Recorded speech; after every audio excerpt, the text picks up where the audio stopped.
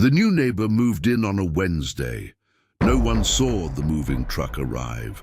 No one saw anyone carry boxes. But by morning, the house next door wasn't empty anymore. Evan noticed first. He lived alone on the cul-de-sac. Quiet neighborhood. Mostly retirees. He liked it that way. Calm, predictable. But that morning, there was a curtain drawn where there hadn't been one before. A thin, dark drape hanging halfway over the front window. He couldn't help but look. For weeks, the old Becker house had been vacant, for sale signs still in the yard. And now, someone was inside. That night, Evan heard something, a dragging sound, like furniture scraping along a floor. It came from next door.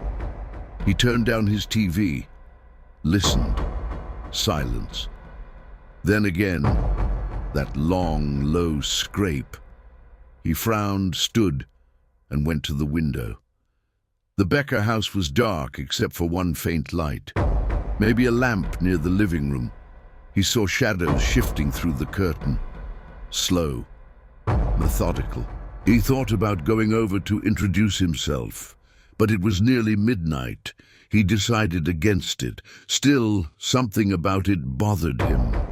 The next morning, he saw the curtains again, closed tighter. No light leaked through this time. He stepped outside to grab the paper. That's when he noticed something odd. Footprints in the dew-covered grass, leading from his driveway toward the fence line. Then they turned toward the Becker place, bare feet, small, like a woman's.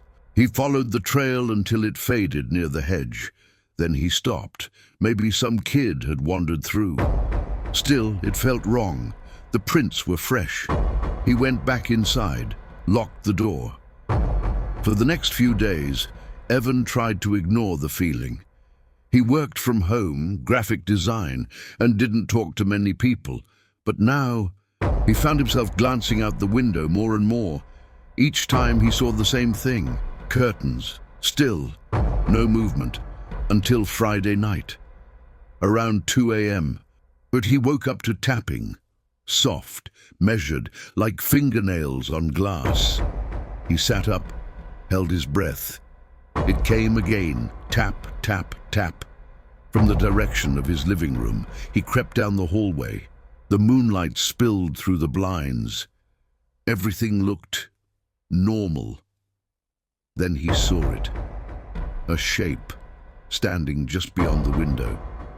Thin, motionless. He froze. The figure didn't move, didn't turn, just stood there, inches from the glass. After a few seconds, Evan found his voice. "Hello?" No answer. He reached for the curtain, pulled it open, fast. No one. The yard was empty. But in the grass below the window, footprints again, small, bare. He didn't sleep after that. The next morning he called the property management office, asked about the new resident. The woman on the phone hesitated. "There shouldn't be anyone there," she said. "That house isn't sold yet." Evan's stomach dropped. He looked out the window at the Becker house, curtains still drawn. He told the woman what he'd seen. She said she'd send someone to check. Hours passed, no one came. That night he couldn't shake the unease. Every creak of the house felt louder. Every shadow seemed to stretch closer. Around 9 p.m., he noticed movement again. A faint shape crossing in front of the curtain next door. He turned off his own lights to watch. Something, or someone, stood in the window for a long time, perfectly still.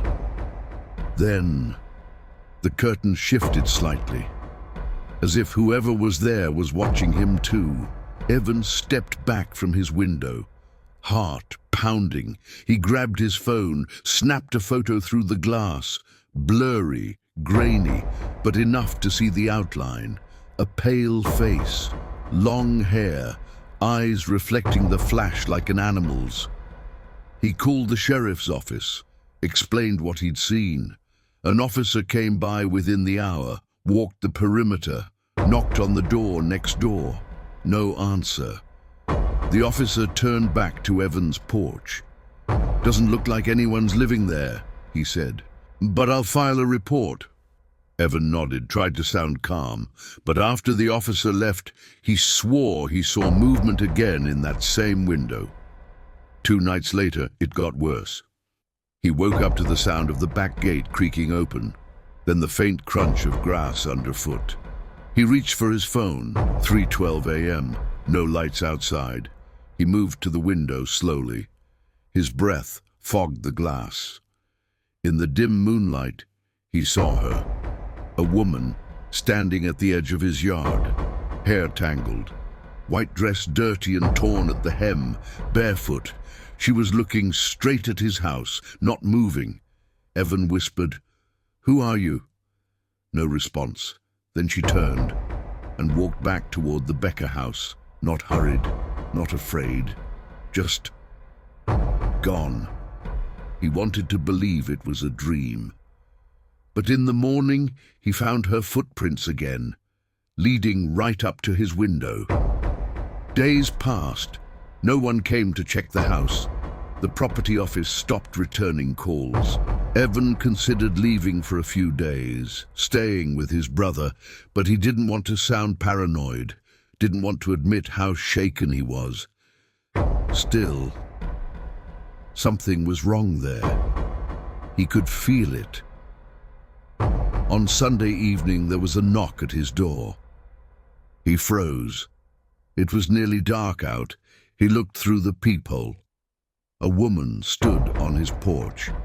She was older, maybe late 40s, wearing a brown coat, holding a small folder.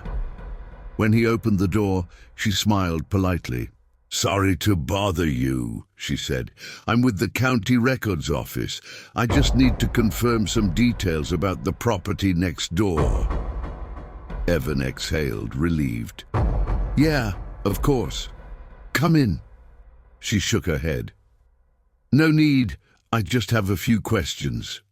She flipped open her folder. "When did you first notice someone there?" He told her. "Wednesday morning, curtains drawn. No moving truck." She nodded, writing it down. "Did you ever see who was inside?" Evan hesitated. "A woman. At least I think so. Pale, long hair." The woman from the county froze, looked up from her notepad. "Long hair?"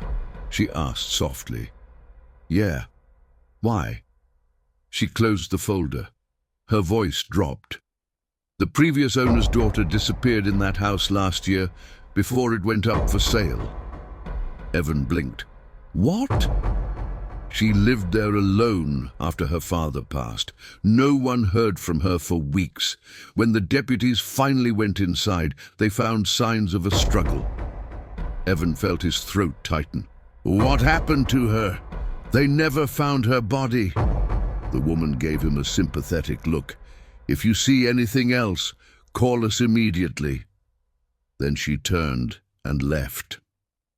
That night, Evan didn't sleep. He sat in the dark, staring at the Becker house. Rain started falling around midnight, hard and steady. Thunder rolled, wind pushed against the windows.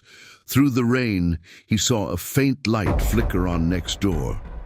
Upstairs this time, he stood, walked to the window, pressed close to the glass, and saw her, standing there again, in the second-story window, head tilted, watching him. For a long time, neither of them moved.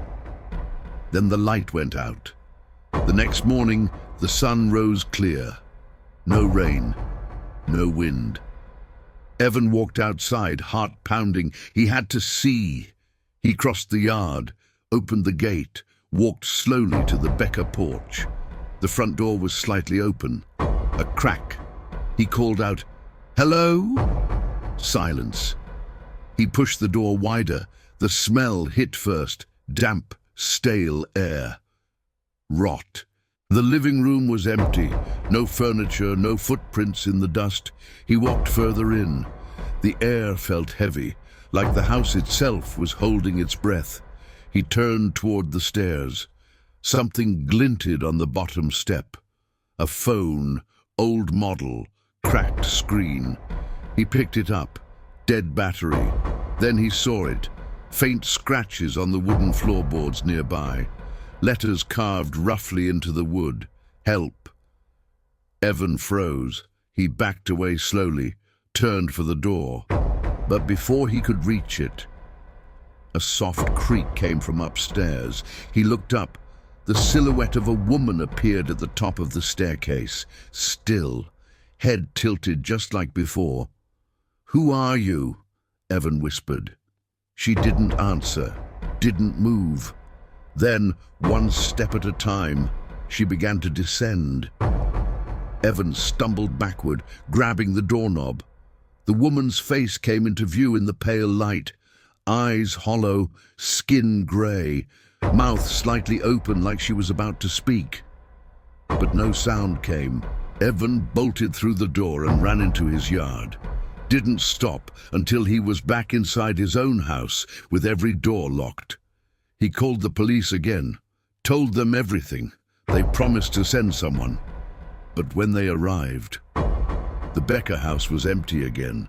No footprints, no phone, no sign anyone had been there. The only thing they found was his own muddy footprints across the floor. Evan moved out 2 weeks later, left most of his things behind. Didn't even try to sell the house. Before he left, he looked one last time at the Becker place. The curtains were gone, windows bare. For a moment, he thought he saw movement in the upstairs window again. Just a flicker, then nothing. He turned away, got in his car. As he drove down the street, rain started to fall again, soft, relentless. In the rearview mirror, the curtain on the second floor shifted, and for just a second, he thought he saw her hand lift, as if she were waving goodbye.